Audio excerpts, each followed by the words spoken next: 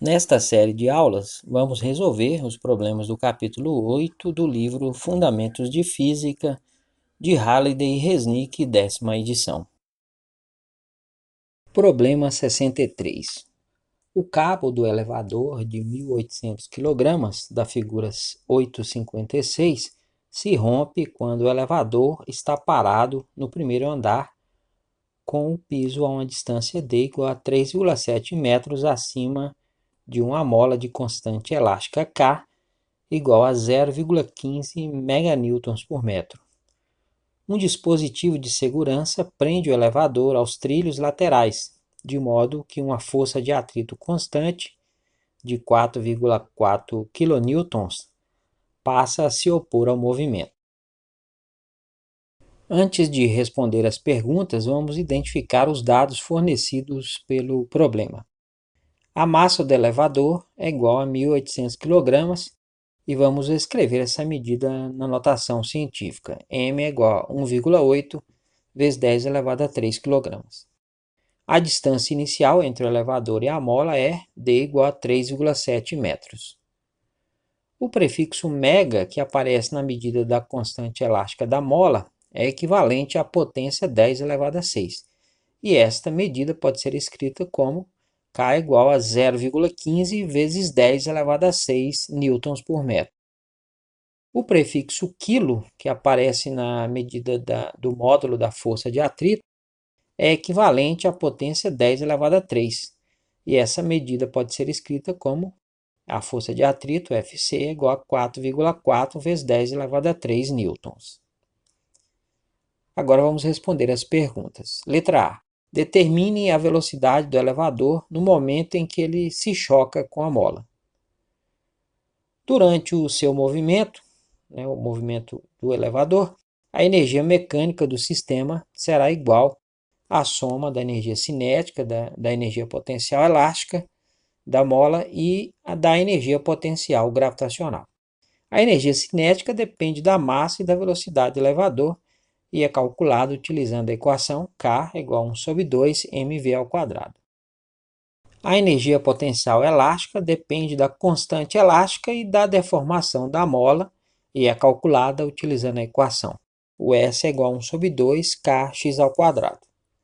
A energia potencial gravitacional depende da massa e da posição vertical do elevador em relação ao ponto de referência que definimos como energia potencial gravitacional nula.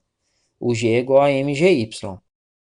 Neste caso, vamos considerar a energia potencial nula na posição em que a mola está relaxada e todos os deslocamentos verticais serão medidos a partir deste ponto. Na posição inicial A, o elevador parte do repouso, então a energia cinética é nula. Como a mola está relaxada, a energia potencial elástica também é nula, então a energia mecânica é igual à energia potencial gravitacional. Ma é igual a mgd, d é a distância do ponto de referência até a posição do elevador. Então é 1,8 vezes 10 elevado a 3, que é a massa, vezes 9,8, que é o g, vezes 3,7, que é o valor de d. Fazendo as multiplicações aí, dá 65,2 vezes 10 elevado a 3 joules. Como as medidas originais menos precisas têm 2 algarismos significativos, vamos escrever os resultados parciais com 3 algarismos e o resultado final com a precisão de 2 algarismos. Durante o trajeto entre a posição inicial e a posição B, no qual o elevador toca a mola, 2 forças atuam sobre o elevador: o seu peso vertical para baixo e a força de atrito dos trilhos laterais, que vamos representar por apenas um vetor vertical para cima. A força-peso é uma força conservativa e não altera o valor da energia mecânica do sistema. No entanto, a força de atrito é uma força dissipativa e o trabalho dessa força transforma parte da energia mecânica em energia térmica.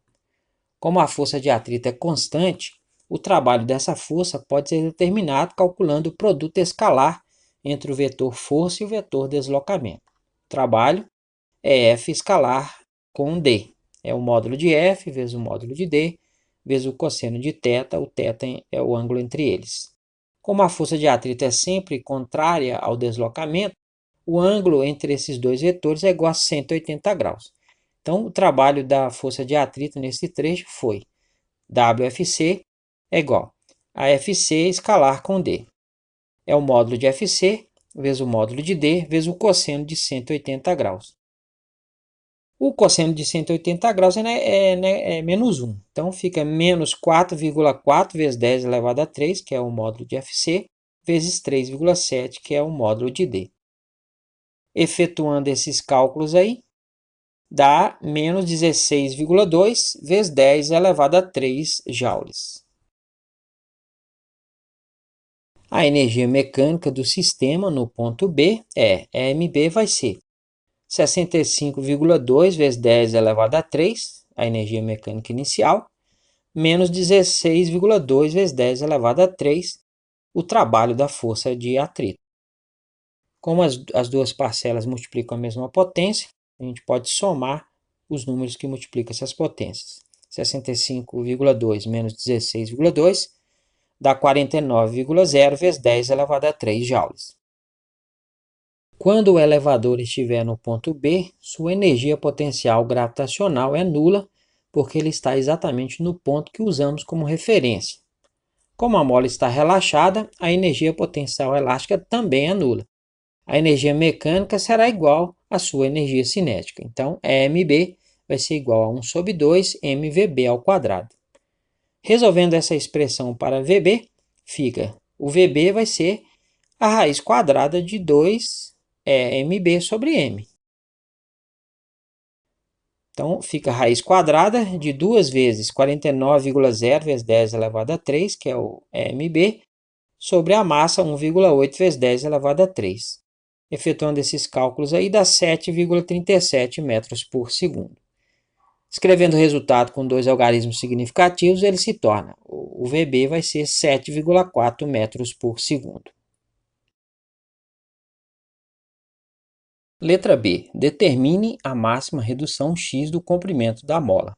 A força de atrito continua a agir enquanto a mola está sendo comprimida. Depois de tocar a mola, o elevador continuará descendo até parar momentaneamente no ponto C, a uma distância x abaixo do ponto de referência. Durante este trajeto, o trabalho da força de atrito foi: o trabalho da força de atrito é o produto escalar do vetor força de atrito com o vetor deslocamento, que é igual ao módulo de FC vezes o módulo do deslocamento vezes o cosseno de 180 graus. O cosseno de 180 graus é menos 1 e o deslocamento foi x. Então fica menos 4,4 vezes 10 elevado a 3, que é o módulo de FC, vezes x. O trabalho dessa força transforma parte da energia mecânica em energia térmica. A energia mecânica do sistema no ponto C a MC vai ser 49,0 vezes 10 elevado a 3, que é a energia mecânica no ponto B, menos 4,4 vezes 10 elevado a 3 vezes x, que é o trabalho da força de atrito. Como o elevador está em repouso no ponto C, sua energia cinética é nula e a energia mecânica será igual à soma da energia potencial elástica e da energia potencial gravitacional. Então, a MC também pode ser calculada da seguinte forma: 1 sobre 2 kx ao quadrado, que é a energia potencial elástica, menos mgx, que é a energia potencial gravitacional. Estamos considerando o x positivo, né? E o valor da energia é negativo porque ele está abaixo do ponto de referência. Substituindo pelas medidas, fica MC vai ser 1 sobre 2 vezes 0,15 vezes 10 elevado a 6, que é o K, vezes x ao quadrado, menos 1,8 vezes 10 elevado a 3, que é a massa, vezes 9,8, que é o G, vezes x, que dá 0,075 vezes 10 elevado a 6x ao quadrado, menos 17,6 vezes 10 elevado a 3 vezes x. Igualando as duas expressões para EMC, teremos que 49,0 vezes 10 elevado a 3 menos 4,4 vezes 10 elevado a 3 vezes x tem que ser igual a 0,075 vezes 10 elevado a 6 vezes x ao quadrado, menos 17,6 vezes 10 elevado a 3 vezes x. Para ficar numa forma mais adequada, para a gente poder fazer algumas simplificações, vamos escrever essa potência 10 elevado a 6 de modo que o valor multiplique 10 elevado a 3. Então fica 49,0 vezes 10 elevado a 3 menos 4,4 vezes 10 elevado a 3 vezes x vai ser igual. Então se eu multiplicar 0,075 por 10 elevado a 3, a vírgula vai andar 3 casas para a direita, então fica 75 vezes 10 elevado a 3, né? Vezes x ao quadrado, menos 17,6 vezes 10 elevado a 3 vezes x. Agora todos os termos têm 10 elevado a 3 que eu posso cancelar. E a expressão fica mais simples. Fica 49,0 menos 4,4 vezes x é igual a 75x ao quadrado menos 17,6 vezes x. É uma equação do segundo grau. Escrevendo os termos na ordem tradicional, né, fica 75x ao quadrado menos 17,6 vezes x mais 4,4 vezes x menos 49,0 é igual a zero. Somando os termos de x aí, vai ficar 75x ao quadrado menos 13,2 vezes x menos 49,0 é igual a zero.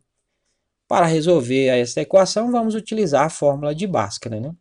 E o x então vai ser menos b, então fica menos 13,2, mais ou menos a raiz quadrada de delta, né? Que é b ao quadrado, menos 13,2 ao quadrado, menos 4 vezes o a, que é 75, vezes o c, que é menos 49,0. Dividido por 2 vezes a, 2 vezes 75. Menos vezes menos dá mais, então fica 13,2 mais ou menos. E resolvendo esse radical aí dá 121,9 e embaixo dá 150. Então teremos duas raízes. X' vai ser 13,2 mais 121,9 sobre 150, que dá 0,900 metros. E o x duas linhas vai ser 13,2 menos 121,9 dividido por 150, que dá menos 0,724 metros. Como o x é positivo, né, a gente considerou no início o x positivo, vamos considerar apenas a primeira solução. Escrevendo o resultado com dois algarismos significativos, ele se torna. A deformação máxima vai ser x igual a 0,90 metros. Então, o valor da energia mecânica no ponto C é, mc vai ser 49,0 vezes 10 elevado a 3, que é o mb, menos 4,4 vezes 10 elevado a 3, vezes 0,90, que é o trabalho da força de atrito, que dá 49,0 vezes 10 elevado a 3, menos 3,96 vezes 10 elevado a 3. Como as duas parcelas multiplicam 10 elevado a 3, a gente pode somar esses números aí. 49,0 menos 3,96 dá 45,0 vezes 10 elevado a 3 joules. Letra C. Determina a distância que o elevador sobe de volta no poço. Depois de parar momentaneamente no ponto C, o elevador volta a se movimentar, agora para cima, até parar momentaneamente num ponto D. A força de atrito nesse intervalo é para baixo, contrário ao movimento. O trabalho dessa força foi WFC vai ser FC escalar com D. Módulo de FC vezes o módulo de D vezes o cosseno de 180 graus. O cosseno de 180 graus é menos 1, então fica menos 4,4 vezes 10 elevado a 3, que é o módulo de FC, vezes o deslocamento que vamos chamar de XD. O trabalho dessa força transforma parte da energia mecânica em energia térmica. Então, a energia mecânica no ponto D é, MD vai ser 45,0 vezes 10 elevado a 3, que é o MC, menos 4,4 vezes 10 elevado a 3 vezes XD, que é o trabalho da força de atrito. Quando o elevador estiver no ponto D, sua energia cinética é nula porque ele para momentaneamente. A energia potencial elástica é nula também porque a mola está relaxada. Então, a energia mecânica é igual à energia potencial gravitacional. Então, o MD vai ser mg e ela vai estar numa distância xd menos x do ponto de referência. onde a energia potencial é nula. Igualando as duas expressões para AMD, 45,0 vezes 10 elevado a 3, menos 4,4 vezes 10 elevado a 3 vezes XD, é igual a 1,8 vezes 10 elevado a 3, vezes 9,8, vezes XD menos 0,90, que é o valor de X. Aí a gente pode cancelar o 10 elevado a 3, então fica 45,0 menos 4,4 vezes XD, é igual a 17,6, que é 1,8 vezes 9,8, vezes XD menos 0,90. Multiplicando pela expressão dentro dos parênteses, fica 45,0 menos 4,4 vezes XD é igual a 17,6 vezes XD menos 15,8. Passando os termos de XD para a direita e os demais para a esquerda, fica 45,0 mais 15,8 é igual a 17,6 vezes XD mais 4,4 vezes XD. Somando esses dois lados aí, dá 60,8 é igual a 22,0 vezes XD. Então, o XD vai ser 60,8 dividido por 22,0, que dá 2,76 metros. Escrevendo o resultado com dois algarismos significativos, ele se torna. O XD vai ser 2,8 metros. Letra D. Usando a lei de conservação da energia, determine a distância total aproximada que o elevador percorre até parar. Suponha que a força de atrito sobre o elevador é desprezível quando o elevador está parado. Quando o elevador ficar em repouso definitivamente, a deformação da mola será Xe. Nessa posição de equilíbrio, a força elástica da mola tem o mesmo módulo da força-peso. O módulo da força-peso é P igual a M vezes G. O módulo da força elástica da mola é Fs igual a Kx. Igualando essas duas expressões, K vezes Xe, né, que é a deformação, é igual a M vezes G. Então, o Xe vai ser Mg sobre K. 1,8 vezes 10 elevado a 3 vezes 9,8 dividido por 0,15 vezes 10 elevado a 6. Fazendo essas operações aí dá 0,117 metros. A energia mecânica do sistema nesse ponto é igual à soma da energia potencial gravitacional e da energia potencial elástica. Então, ME vai ser 1 sobre 2K vezes Xe elevado ao quadrado, menos Mg vezes Xe. Então, é 1 sobre 2 vezes 0,15 vezes 10 elevado a 6, que é o K, vezes 0,117, que é o Xe, elevado ao quadrado, menos 1,8 vezes 10 elevado a 3, que é a massa, vezes 9,8, que é o G, vezes 0,117. Efetuando a primeira multiplicação, aí dá 0,00102 vezes 10 elevado a 6, e efetuando a segunda dá menos 2,06 vezes 10 elevado a 3. Podemos reescrever o primeiro termo, que multiplica 10 elevado a 6, em termos de 10 elevado a 3. Só fazer a vírgula andar 3 casas para a direita. E esse número pode ser escrito como 1,02 vezes 10 elevado a 3, menos 2,06 vezes 10 elevado a 3. Agora, as duas parcelas multiplicam 10 elevado a 3, então a gente pode somar os números que multiplicam. 1,02 menos 2,06 dá menos 1,04 vezes 10 elevado a 3 metros. O trabalho da força de atrito entre a posição inicial A e a posição final E é igual à variação da energia mecânica do sistema neste intervalo. Então, WFC vai ser o ΔEm. Então, FC vezes D vezes cosseno de 180 graus, que é o WFC, vai ser igual a EME, a energia mecânica final, menos EMA, a energia mecânica inicial. Cosseno de 180 graus é menos 1, então fica menos FC vezes D, é igual a EME menos EMA.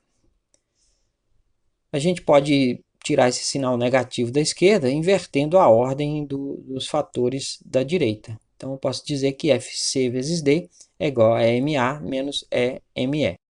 Resolvendo para D, o D vai ser EMA menos EME sobre FC. Então, é 65,2 vezes 10 elevado a 3, que é a energia mecânica inicial, menos 1,04 vezes 10 elevado a 3, a energia mecânica final, dividido por 4,4 vezes 10 elevado a 3, o módulo de FC. efetuando esses cálculos aí, dá 14,5 metros. Escrevendo o resultado com dois algarismos significativos, ele se torna. O D vai ser 15 metros.